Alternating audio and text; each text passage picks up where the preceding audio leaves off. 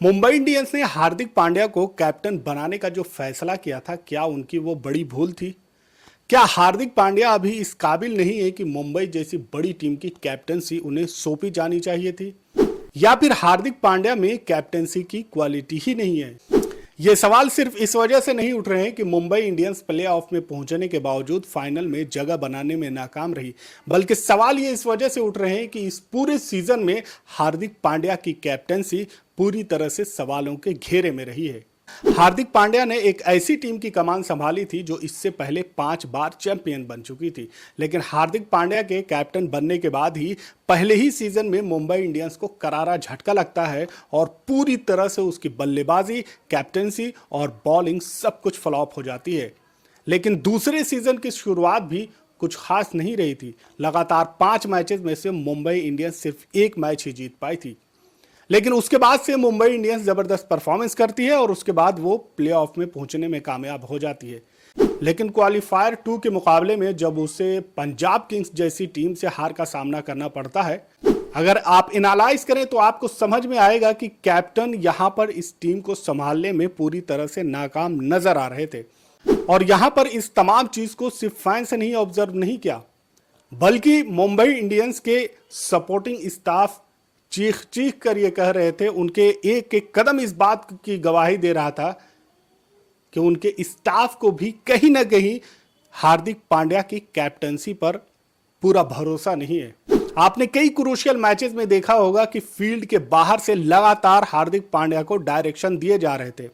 कभी पर्ची दी जाती थी तो कभी यह बताया जा रहा था कि इस फील्डर को यहां लगाइए, इस फील्डर को यहां लगाइए, इस बॉलर को आपको अगले ओवर में इस बॉलर का इस्तेमाल करना है। ये तमाम चीजें चल रही थी और उनका सपोर्टिंग स्टाफ, चाहे हेड कोच हो, बॉलिंग कोच हो, फील्डिंग कोच हो या फिर डग आउट में बैठे रोहित शर्मा हो, इन तमाम की तरफ से लगातार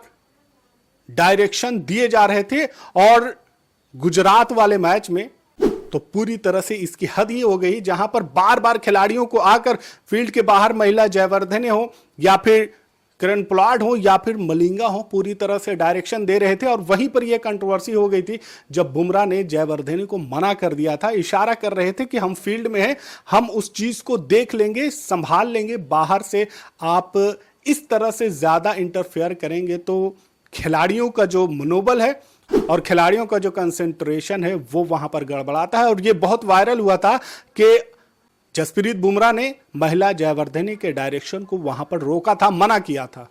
और जाहिर सी बात है, जब खिलाड़ी फील्ड में चला जाता है तो अब उसकी पूरी जिम्मेदारी होती है कैप्टन की, और वहां पर पूरा जिम्मेदार होता है कैप्टन की उस टीम को किस तरह से लीड करे, उस टीम का गेंदबाजों का कहां पर इस्तेमाल करे, फील्डर को किस तरह से इस्तेमाल करे, किस गेंदबाज को कहां पर गेंदबाजी देनी है, किसको कहां पर चेंज करना है, किस तरह की फील्ड किस बल्लेबाज के लिए लगानी है।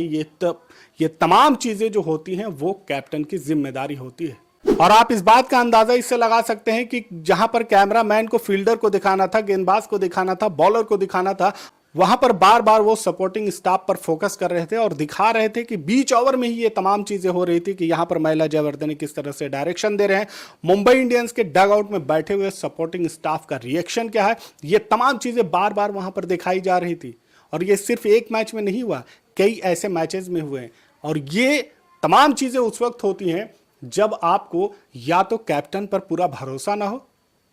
या फिर आपको यह पता हो कि कैप्टन इस सिचुएशन को समझने में नाकाम है, इसी वजह से बार बार आपको जरूरत पड़ रही है।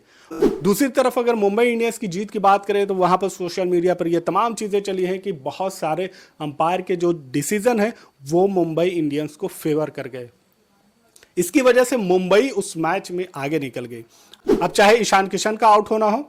रोहित शर्मा का टाइम आउट खत्म होने के बाद रिव्यू लेना हो और उसके बाद उनका एक्सेप्ट हो जाना हो, रेयान रिकल्टन का आउट होना हो, वो आउट होकर फील्ड के बाहर चले जाते हैं, फिर अंपायर उन्हें रोकते हैं, थर्ड अंपायर इन्वॉल्व होते हैं और उसके बाद फिर से चेक किया जाता है तो पता चलता है कि ये नॉट आउट है और उन्हें फील्ड के बाहर से बुलाया जाता है और वो फिर से बल्लेबाजी करते हैं। लेकिन ईशान किशन के मामले में ईशान किशन आउट हो जाते हैं, आराम से वो चले जाते हैं और थर्ड अंपायर का कोई इन्वॉल्वमेंट नहीं होता। बाद में जब गेंद चेक की जाती है तो पता चलता है कि गेंद और बैट के बीच में कोई संपर्क नहीं था, उस बॉल को वाइड होना चाहिए था और अंपायर भी वहां पर पूरी तरह से कंफ्यूज थे। कभी नो बॉल के लिए हाथ उठा रहे थे, कभी पूछ रहे थे बल्लेबाज से कि क्या मामला है, और उसके बाद फिर आखिर में हल्की सी जब गेंदबाज अपील करता है तब वहां पर उसे आउट दे देते हैं। लेकिन वहां पर थर्ड अंपायर इन्वॉल्व नहीं होते। अगर वहां पर ईशान किशन को भी रोक कर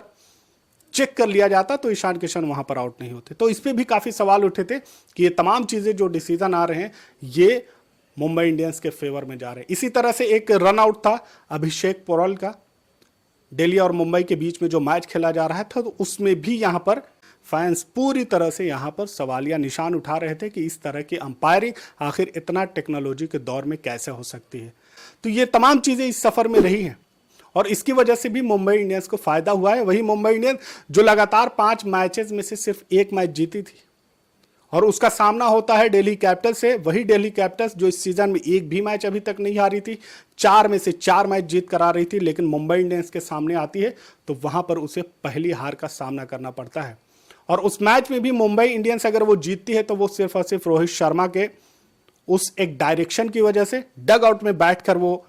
डायरेक्शन देते हैं, एक बोल्ड मूव लेते हैं और वहां से ये डायरेक्शन भिजवाया जाता है कैप्टन को कि अभी यहां पर स्पिन गेंदबाजी को ही कंटिन्यू कीजिए,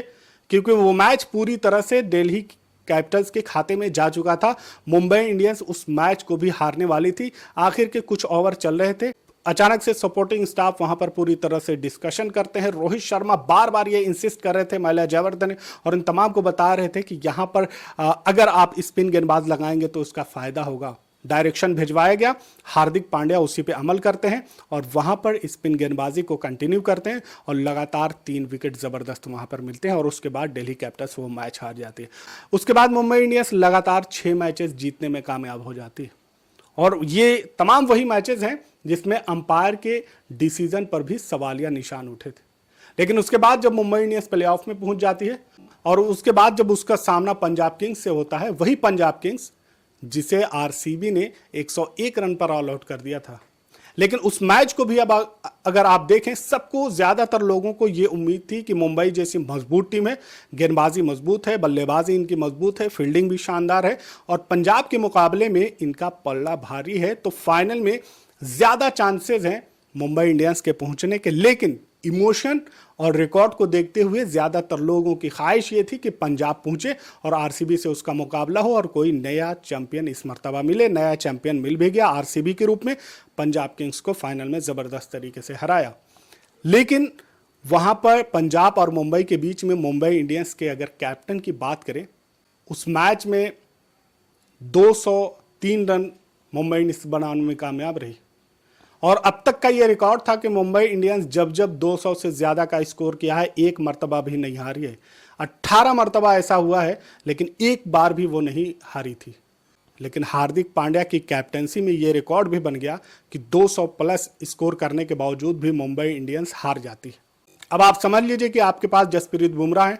ट्रेंट बोल्ट है, हार्दिक पांड्या है, मिचेल सैंटनर है, इस तरह की गेंदबाजी है, 200 का टारगेट है, उसके बावजूद भी आप मैच हार जाते हैं।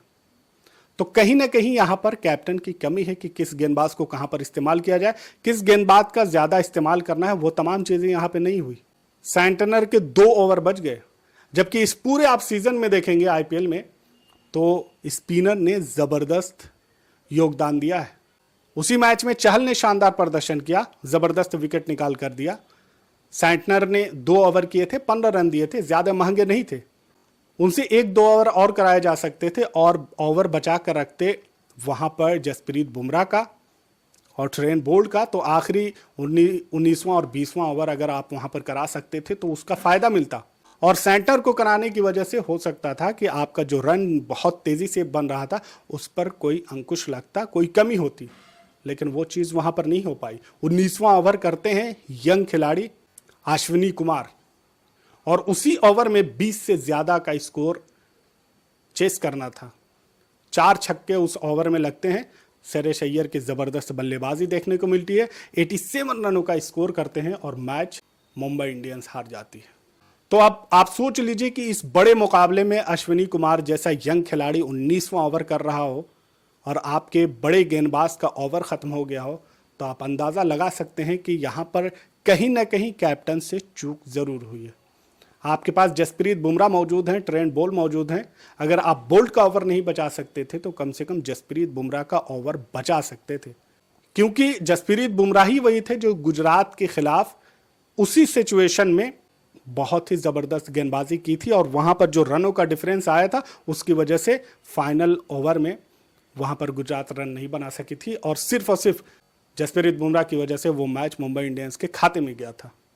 तो ये सवालिया निशान है हार्दिक पांड्या की कैप्टनसी पर। बल्लेबाजों ने अपना काम कर दिया कि 200 का स्कोर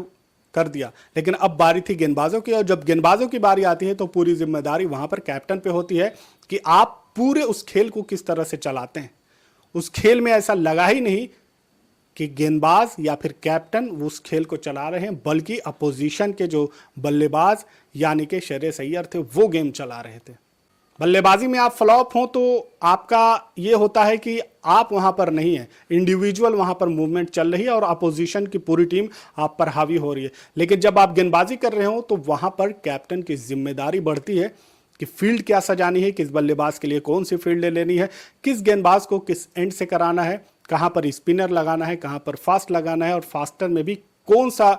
लेफ्ट आर्म है, राइट आर्म है, ये तमाम चीज़ों को वहां पर देखना होता है। और ये तमाम चीज़ें होती हैं कैप्टन की। और अगर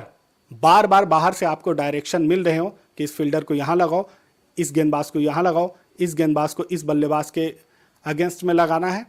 तो इस तरह की चीज़ें अगर बार बार मिल रही हैं तो फिर यहाँ पर एक सवालिया निशान ज़रूर उठते हैं कि वो कैप्टन जो फील्ड में मौजूद है उस पर सपोर्टिंग स्टाफ, हेड कोच हो, बॉलिंग कोच हो, फील्डिंग कोच हो, उनको पूरी तरह से भरोसा नहीं है, या फिर वो कैप्टन वहाँ पर गलती कर रहा है, बार बार बड़ी गलती कर रहा है, इस वजह से डायरेक्शन पहुंचाया जा रहा है। तो ये दो ही चीज़ हो सकती हैं, या तो हार्दिक पांड्या उस बड़ी टीम को संभालने में नाकाम रहे हैं, या फिर सपोर्टिंग स्टाफ को हार्दिक पांड्या की कैप्टनसी पर अभी उतना भरोसा नहीं है, जिसकी वजह से बार बार इन्हें डायरेक्शन भेजना पड़ रहा है। और वो मैच जो कि आसानी के साथ जीता जा सकता था, उस मैच में पंजाब किंग्स ने जबरदस्त परफॉर्मेंस करते हुए फाइनल में पहुंच जाती है। ये एक सवाल रहेगा हार्दिक पांड्या की कैप्टनसी पे, क्योंकि वो मुंबई इंडियंस जैसी बड़ी फ्रेंचाइज के कैप्टन है। सब कुछ है उनके पास, पैसों की कमी नहीं है, स्टाफ की कमी नहीं है, एक्सपीरियंस की कमी नहीं है, बड़े खिलाड़ी मौजूद हैं, बड़े गेंदबाज मौजूद हैं। लेकिन उसके बावजूद भी अगर आपको बाहर से सपोर्ट की ज़रूरत पड़ रही है